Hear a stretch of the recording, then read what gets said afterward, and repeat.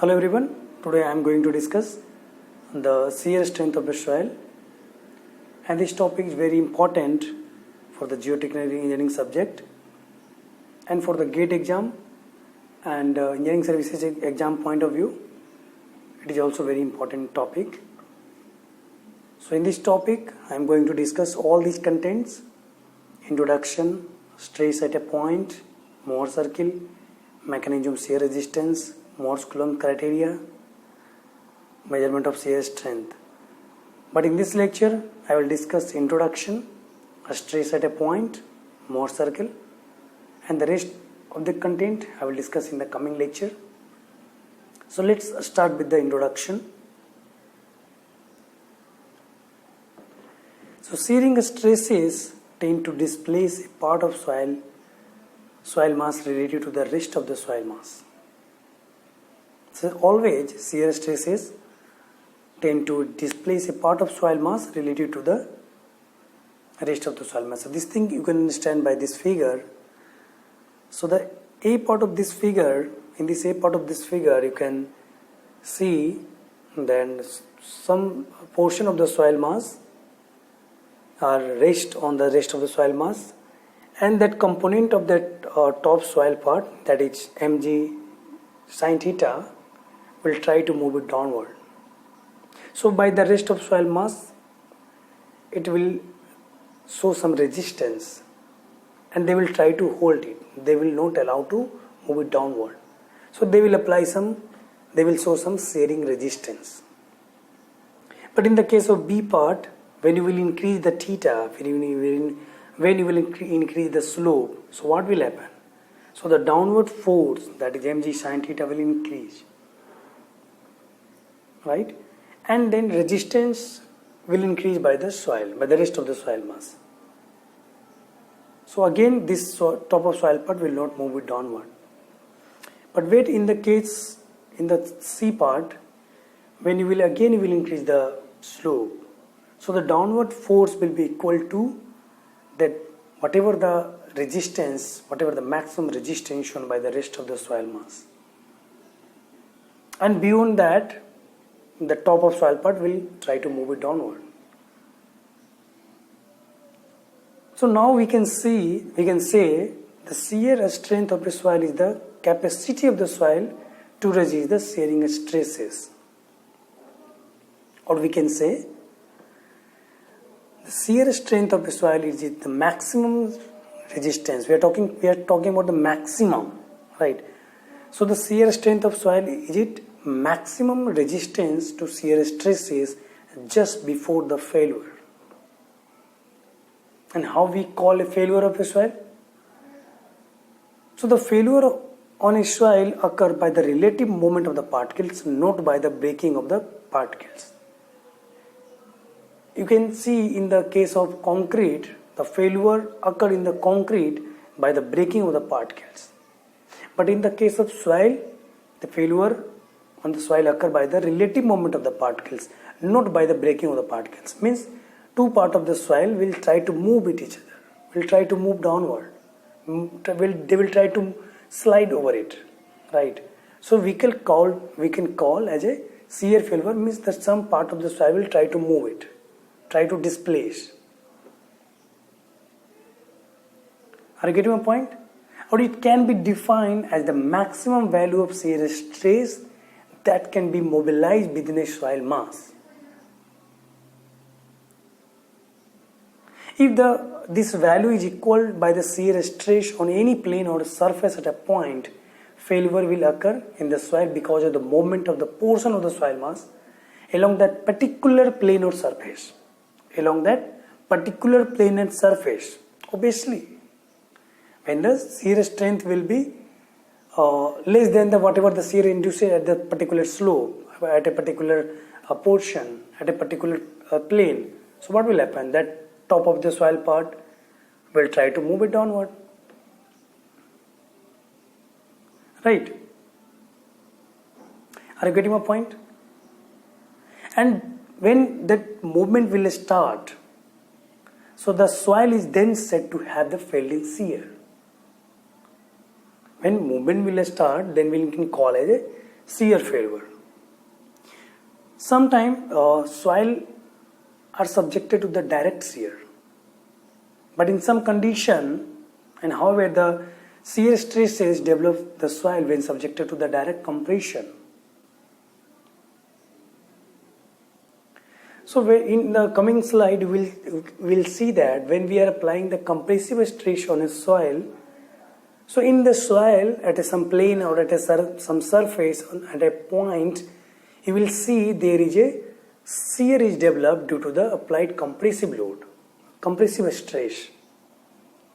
And soil can be failed by the shear, not by the compressive stress, by the shear. So this thing you have to understand.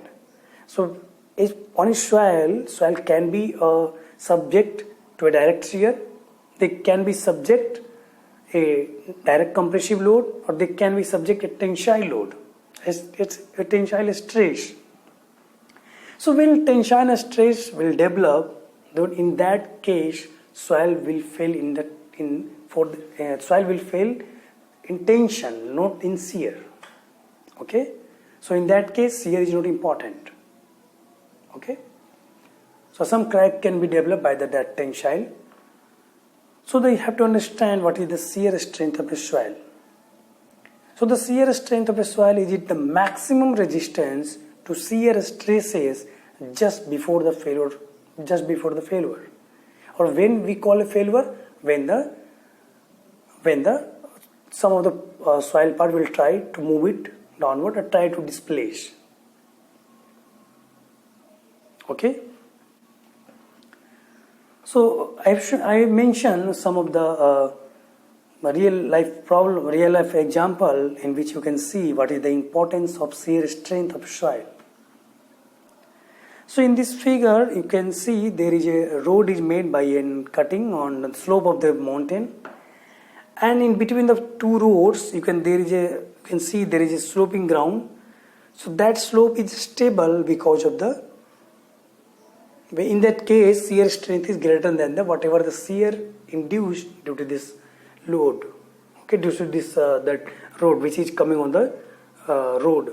So that inducing shear stress is less than the shear strength. So we can say that slope is in equilibrium condition.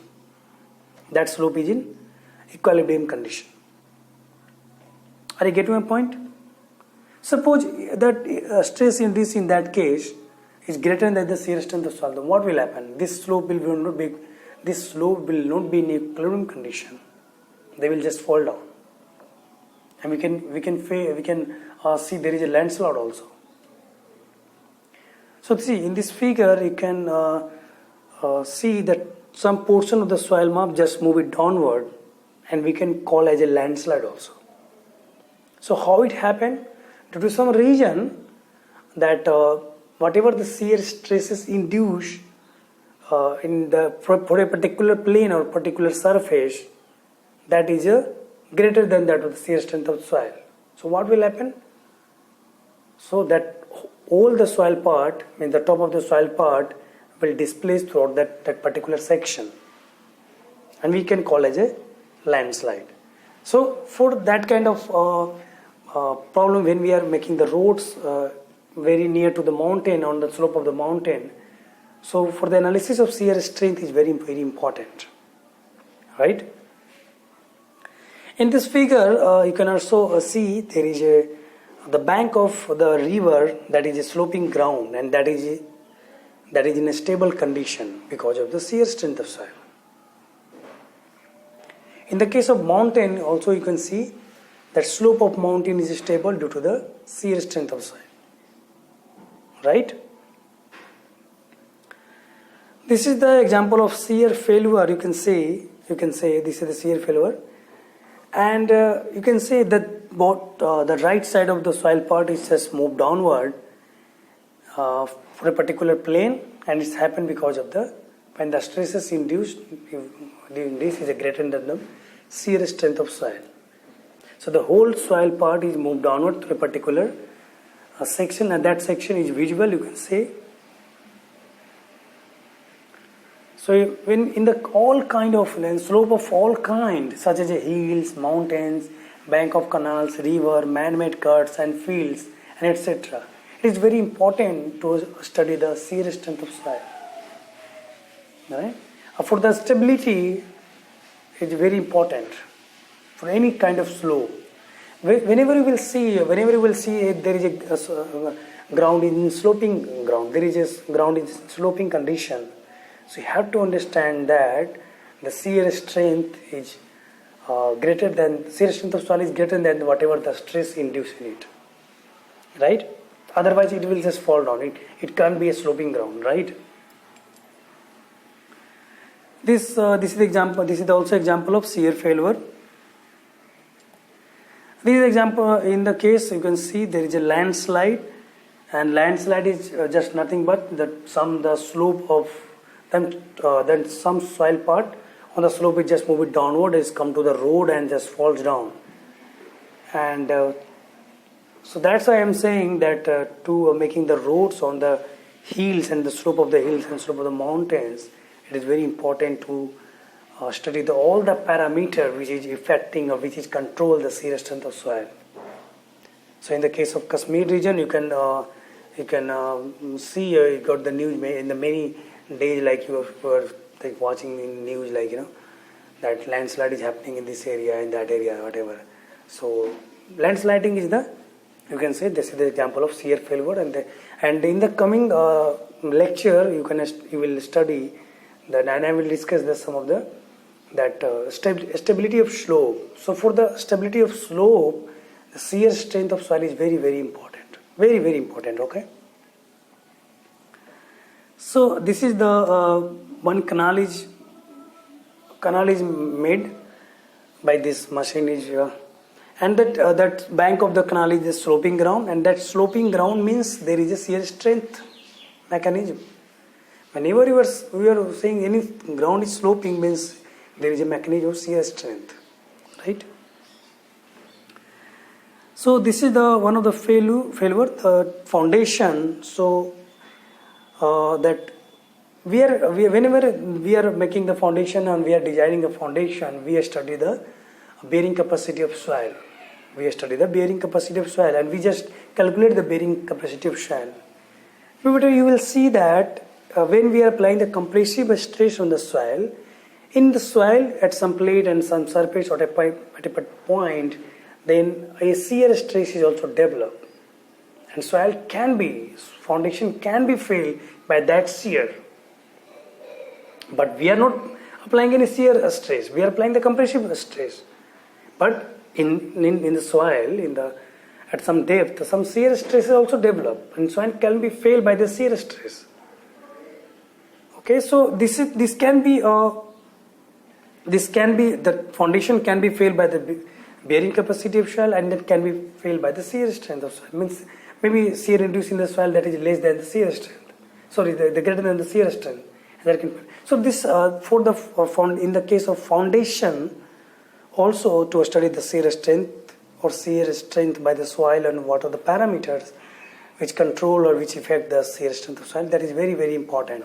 So in the coming lecture, you will study, or I will discuss all this in detail. How we are applying the compressive load, so how that shear stress are induced. So all these things you can study. Okay, so let's move forward. A stress at a point.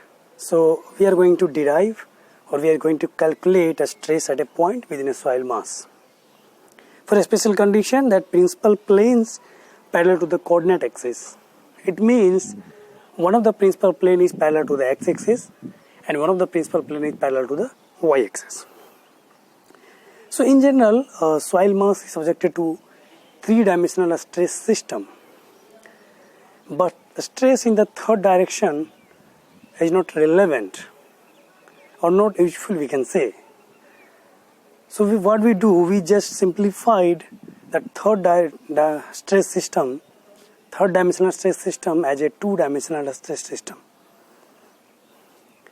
And strain in the third direction, we take it as a 0.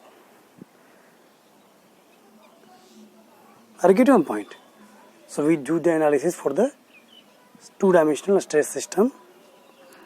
So at every point in the stress body there are three planes on which shear stresses are 0. And these planes are called principal plane.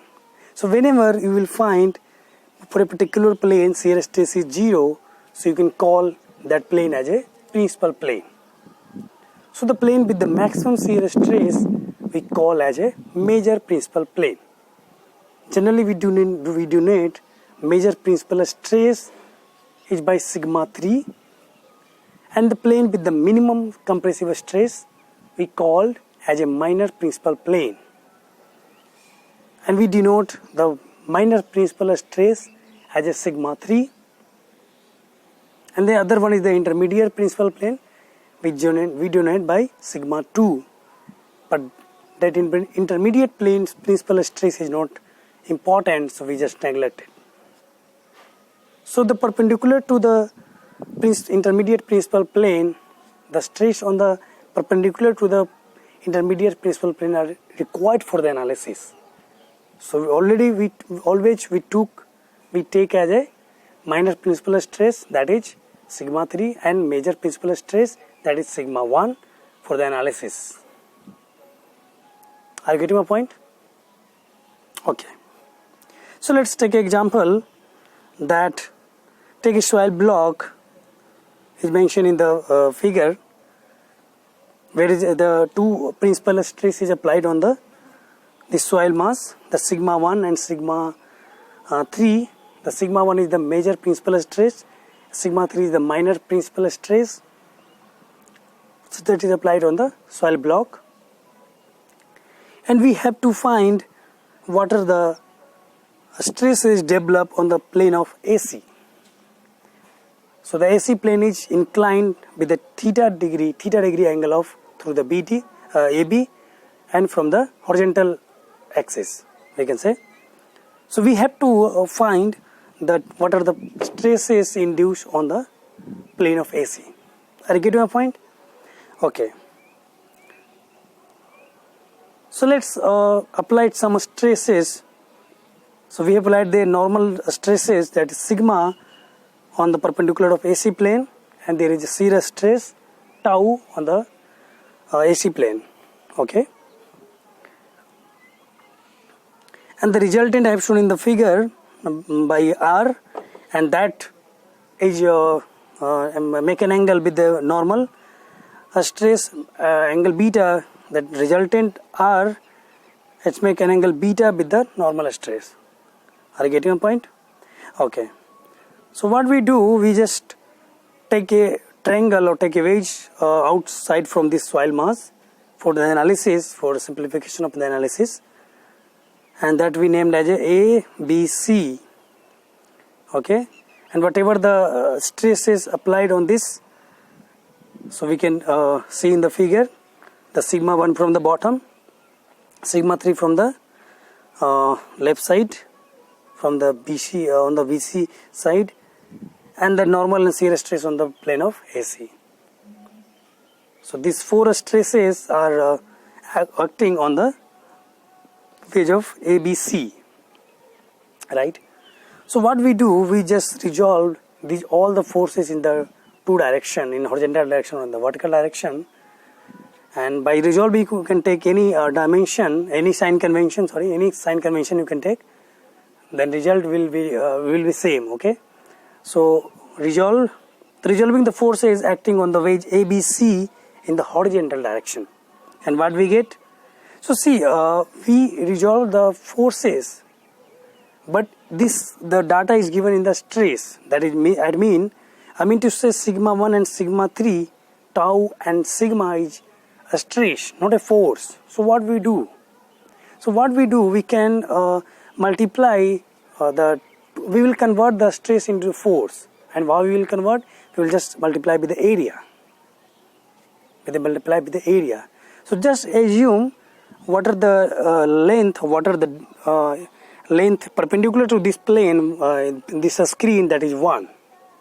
So what are the length perpendicular to this screen is 1. So sigma 3 is acting on the BC side, so their area would be BC into 1. So we have written that force sigma 3 into BC.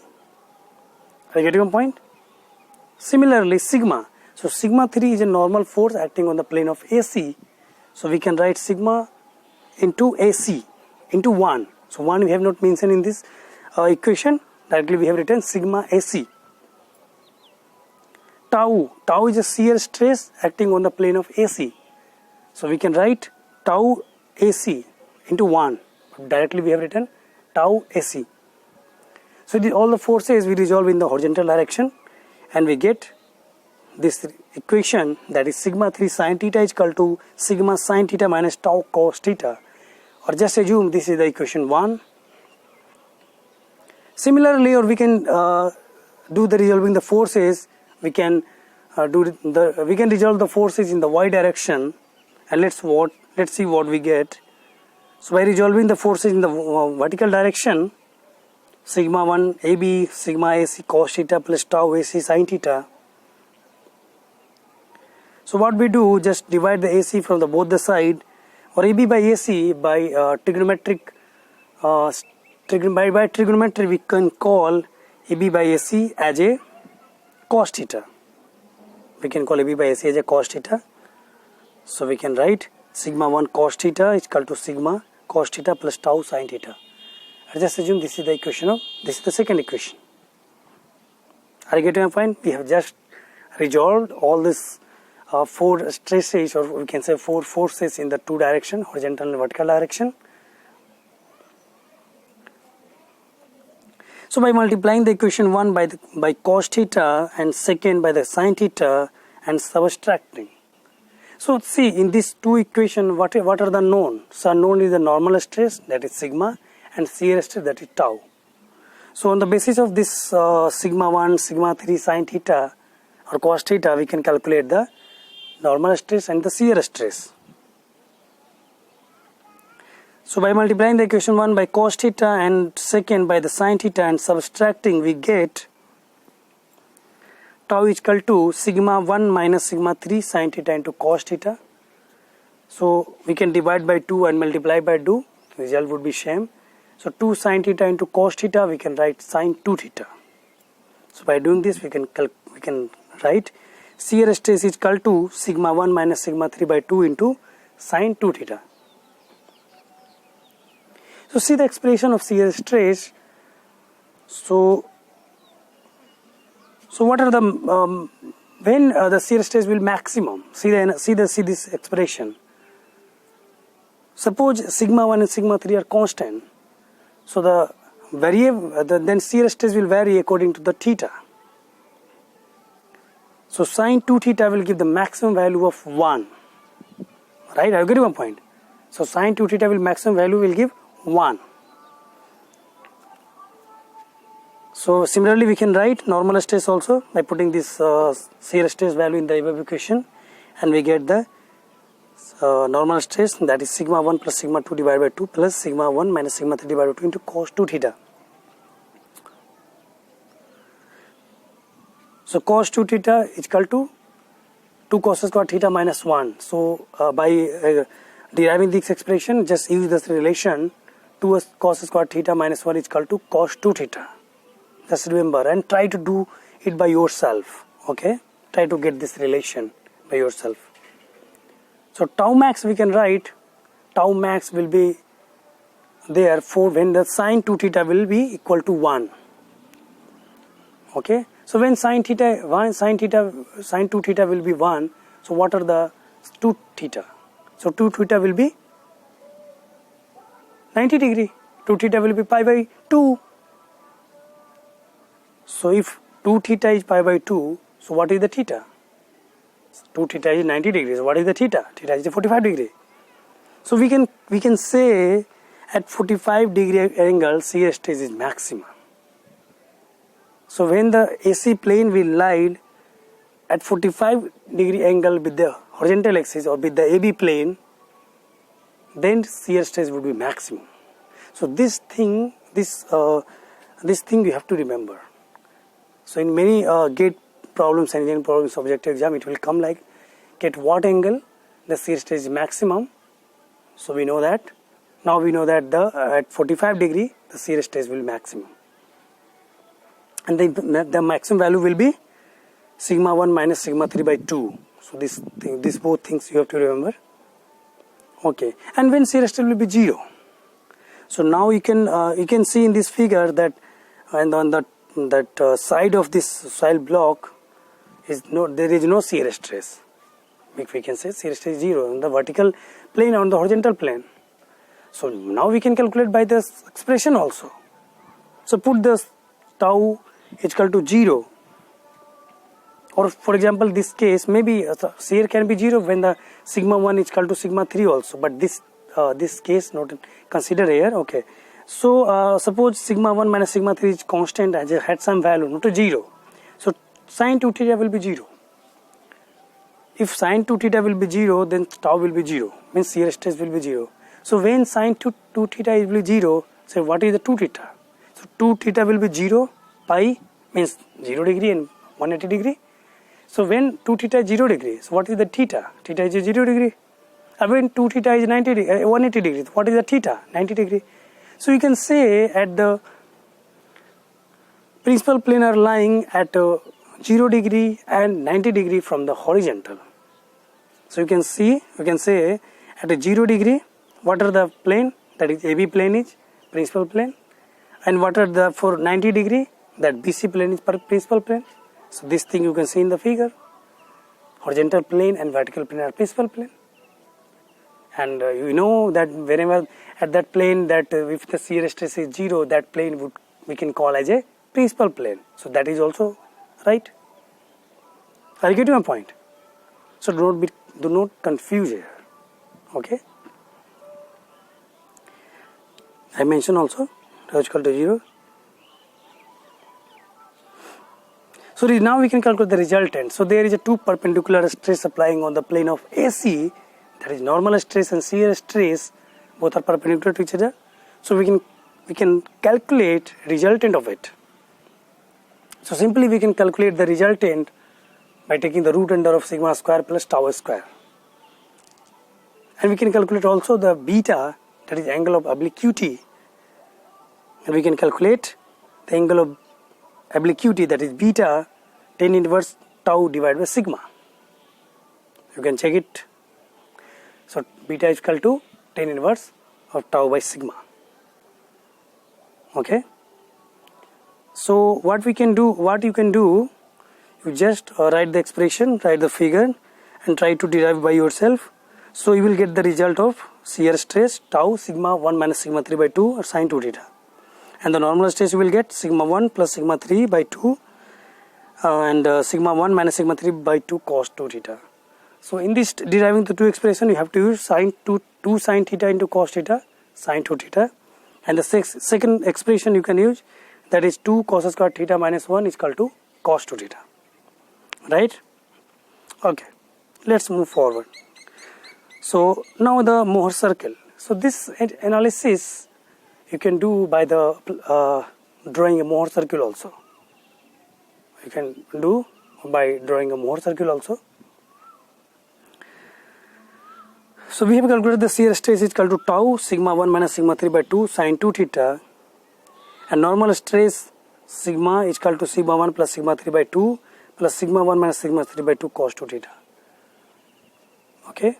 So what we can do, we just write sigma minus sigma 1 plus sigma 3 by 2 is equal to sigma 1 minus sigma 3 by 2 cos 2 theta.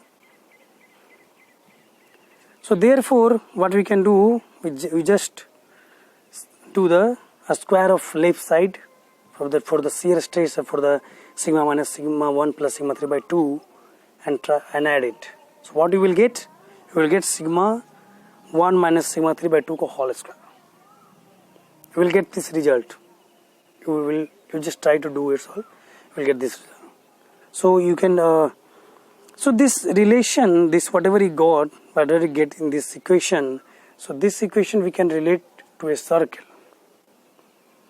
This equation we can relate to the circle, and we can write like sigma minus k whole square plus tau whole square is equal to r square, where the sigma and tau are variable like x and y, and k is constant, and radius is r.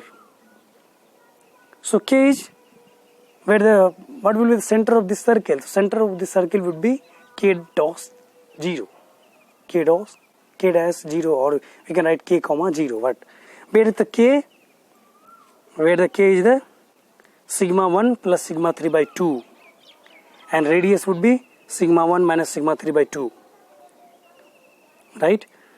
So now we know the center of a circle and radius of that circle, and that circle is called a Mohr circle.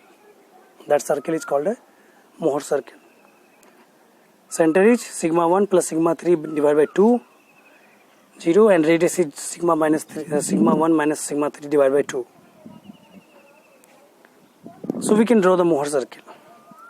So we can define the Mohr circle also. Mohr circle is the locus of normal stress and shear stress. So in the we're drawing the Mohr circle, we plot normal stress on x-axis, and we kept that shear stress on the y-axis. So we keep as a normal stress as a abscissa, and we keep shear stress as a ordinate.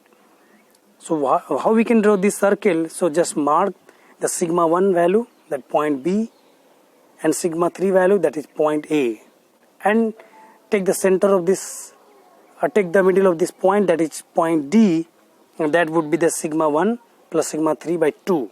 So we can say point D is the center of the circle. And we have the radius, that is sigma 1 minus sigma 3 by 2. So AD or DB will be radius. So we can draw the circle. So this circle we can call a Mohr circle. Or every point of Mohr circle will give the normal stress or shear stress in a soil. Okay. So see, if we will take the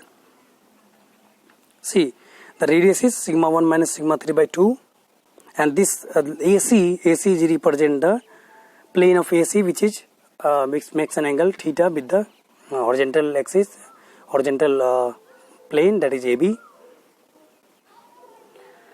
where the shear is sigma 1 minus sigma 3 divided by 2 into sin 2 theta. We can derive this. You can write this formula by taking the trigonometric equation also, by writing this, like there is circle, there is a radius of the earth, we can write r sin 2 theta, r cos 2 theta, whatever.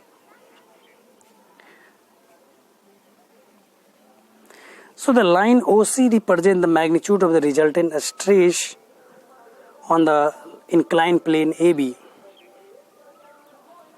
and the angle of obliquity of the resultant with the normal to the AB is equal to the angle of beta. So in the previous slides, I mentioned that the resultant is makes an angle beta with the normal stress. So this line OC is represent the resultant stress, and it's make an angle beta with the horizontal axis, with the sigma axis. So that is give the angle which is make the resultant to the normal of that normal stress. So whatever the point C, if the C a particular point which is represent that stress at the plane AC. So if we will take that a line parallel to the AC, so it will cut the Mohr circle. It will cut the Mohr circle on a pole. It will cut the Mohr circle on a pole, or we call it as a origin of pole. We generally denote by OP. So see, if we will count, we'll take the line, we'll draw parallel to the AC, parallel to the plane of AC. So it's cut the normal Mohr circle at a point A, and so point A will be a pole. Or in the other word, you can say, or we can say the, like if we'll draw a line from the pole parallel to the AC plane, so it will cut the Mohr circle at a point, and that point will give the stress of that plane, right? Suppose the sigma and tau value is representing the stress at the plane of AC. So if we will draw a line from the C to parallel to the AC, so it will cut the Mohr circle at a point A, and that point A will be a pole. That point A will be a pole. So by trigonometry you can say if by the making an angle by the same arch making an angle at the circumference is double at the center. So you can see there is a plane common arch in the B and C. So BC arch makes an angle at surface circumference is theta. So it would be make the angle at the D point will be 2 theta. So what we can say? So now we can say if you want to calculate a normal stress or sigma or shear stress at any plane which make an angle alpha with the horizontal direction, so you have to take the angle 2 alpha from the horizontal axis at a point D. So that line will cut the Mohr circle at a particular point, and that point will give us the normal stress and shear stress of that plane. So that thing is very important. Mohr circle is a graphical method for determination of stress at a plane inclined to the principal plane. Also, yeah. We can define also the graphical Mohr circle is the graphical method for determination of stress on a plane inclined to the principal plane, or we can define the Mohr circle is a locus of normal stress and shear stress, in which normal stress we take as a theta and shear stress we take as a ordinate.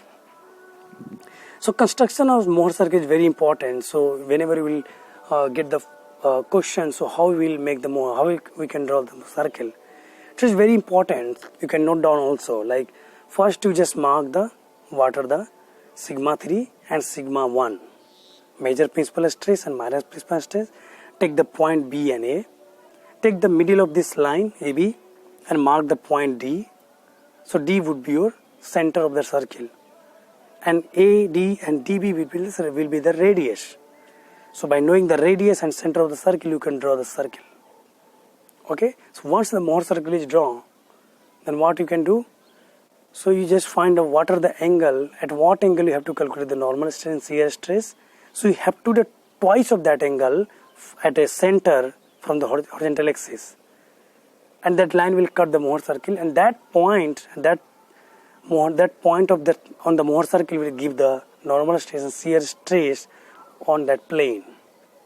So in this case we have worked on the AC plane, which makes an angle theta, and the center is make 2 theta. Are you getting my point? Okay, so let's discuss some of the numerical problem.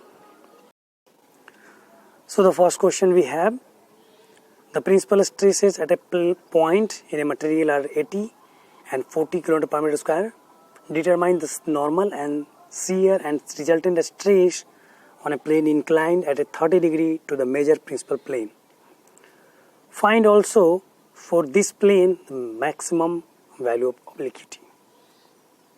Right? To just note down what are the data given. So major principal stress is given, that is sigma 1 80 kN per meter square. Minor principal stress is given 40 kN per meter square, and theta is given 30 degree. So we can calculate the normal stress and shear stress and resultant stress by using the formula, or we can calculate by drawing a Mohr circle. So let's first calculate the normal stress and shear stress by using the some formula which I have denied in the previous slides. Okay, so we have the formula for the normal stress. So by using this formula we have calculated the normal stress, that is 70 kN per meter square, and shear stress 17.3 kN per meter square. Right. Also we can calculate the resultant stress by taking the square of both quantity, like normal stress under root of square of both quantity, normal stress and shear stress, and we get 72.11 kilonewton per meter square. Are you getting the point? So by applying all these formula we can calculate. So now let's go to calculate by using the Mohr circle method. So how we will draw the Mohr circle? By locating the first 2 points, that major principal stress and minor principal stress, that is 80 and 40, and take the middle point of this line AB. So the middle point of this line will be center of the circle, and radius you already know, sigma 1 minus sigma 3 by 2. So by knowing the radius and center of the circle we can draw a circle. Okay, and we have to calculate the normal shear stress at an angle 30 degree to the major principal plane. So what we can do? We will take the 60 degree, a line we will draw from the D to make an angle 60 degree with the line AB, or with the horizontal axis, or we can say with the major principal plane, right? And this DC line cut the circle, Mohr circle, on the point C. So coordinate of C point will indicate the normal stress and shear stress of a plane or on the plane which makes an angle 30 degree from the horizontal. Are you getting a point? So in the figure, angle CAB is mentioned 30 degree, which is parallel to the that plane where we want to calculate the normal stress and shear stress. Angle CDB, that is 60 degree, that is the 2 times of 30 degree. So at the center it's make an angle 2 theta, or at the circumference it's make angle theta. And when we'll join the point OC, that line OC will give the resultant, and it will give the 22.11 kN per meter square. Now we can calculate also obliquity. So in the question is asking about the maximum value of obliquity. So maximum value of obliquity will give when a line will be tangent on the circle from the O. When a line will draw from the point O, or when it will be tangent for the circle, then it will give the maximum value of obliquity. Are you getting my point? Okay. All we know that tangent is the perpendicular to its radius. We can say the FD is the radius of the circle and OF is the tangent. So angle OFD will be 90 degree. So we can calculate the beta maximum, beta max, sin inverse tau max, because FD, that is tau max. So the maximum shear stress is equal to the radius of circle, because the radius of the circle is sigma 1 minus sigma 3 by 2, or maximum shear stress is also sigma 1 minus sigma 3 by 2. So we can calculate using this formula or taking the trigonometric. So we can calculate, and that we get 19.47 degree. 90.47 degree, right? Are you getting a point? Okay. So next question we have. So in the first question I have given the solution by the two method, by using the formula analytical method, and second by drawing the Mohr circle. Okay. Second question we have: a soil sample is subjected to a hydrostatic pressure sigma. The Mohr circle for a point in the soil sample would be. So we can also give the answer by the both analytical method or graphical method, means drawing the Mohr circle. So hydrostatic pressure is a constant throughout the point, means with the the major principal stress will be sigma, and also minor principal stress will be sigma. So both stress will be equal. So we can calculate the shear stress will be constant, means 0. For means shear stress at every point, at every we will consider a block, means the shear will be 0, right? It will not depend on theta or whatever, so it will be 0. Okay. We can calculate the normal stress. So normal stress we get sigma plus sigma divided by 2, because the sigma 1 minus sigma 3 will be 0. So we got normal stress sigma and shear stress is 0. Okay. So now we can draw a Mohr circle. So what are the criteria to draw a Mohr circle? First locate the sigma 1 or sigma 3, but these two quantities are equal. So we got this point, means and radius is 0. So what is the meaning of that? Means Mohr circle will be a point. Mohr circle will be a point. That circle that radius of a circle is 0. It means that is not a circle, it's just a point, right?